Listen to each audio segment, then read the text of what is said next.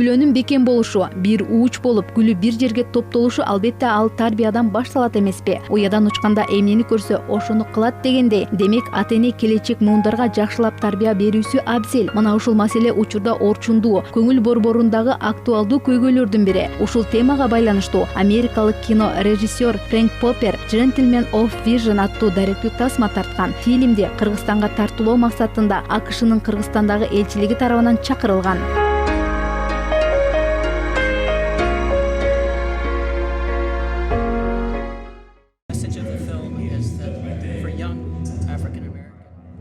Бул тасманы тартууга мага 1,5 жыл убакыт кетти. Негизинен мен башка долбоор менен иштеп жаткам.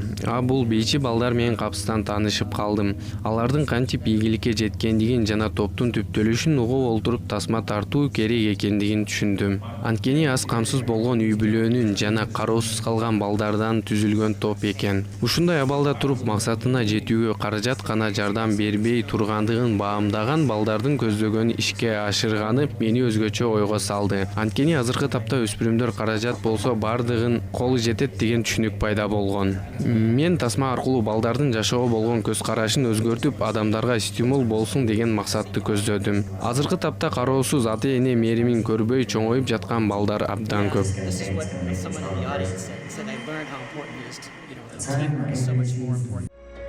Даректүү тасмада зордук зомбулукту алдын алуу, күнүмдүк жашоо турмуштагы жагымсыз жагдайлардан алыс болууга үндөгөн жана ошондой эле ата-эненин тарбиясына, мээримине муктаж болгон балдар жөнүндө чагылдырылган. Келечек муундарды бул тасма эрктүүлүккө, аракетчилдикке, жоктон бар кылганды, кандай жагдай кыйынчылык болбосун, алардан жол табууга аракет жасоого үндөйт.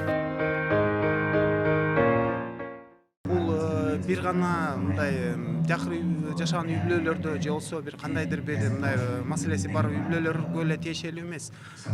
Мындай нерсе, мындай багыт, мотивация бул ар бир балага керек.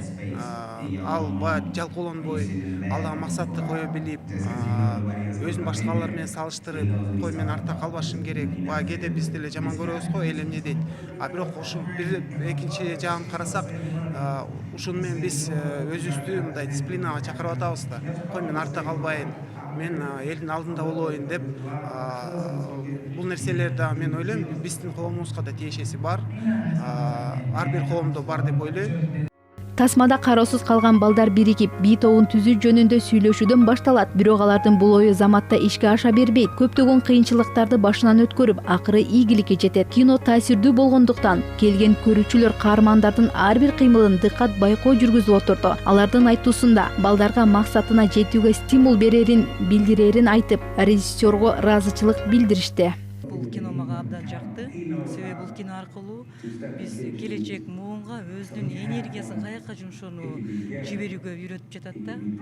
Я думаю, что абсолютно всем можно посмотреть его, чтобы, во-первых, набраться мотивации, но еще и практиковать свой английский язык. Кино жакты, балдар жакшы билет экен, учитель жакшы экен. Белгилей кетсек, тасма тууралуу америкалык кино режиссер менен кыргызстандык кино таануучулар ортосунда пикир алышуу жүрдү. Натыйжада тасма Бишкектин өзүндө окуу мекемелеринде 7 күн коюлмай болду. Ошондой эле өлкөнүн 7 дубанында көрсөтүүлөрүн элчиликтен билдиришти.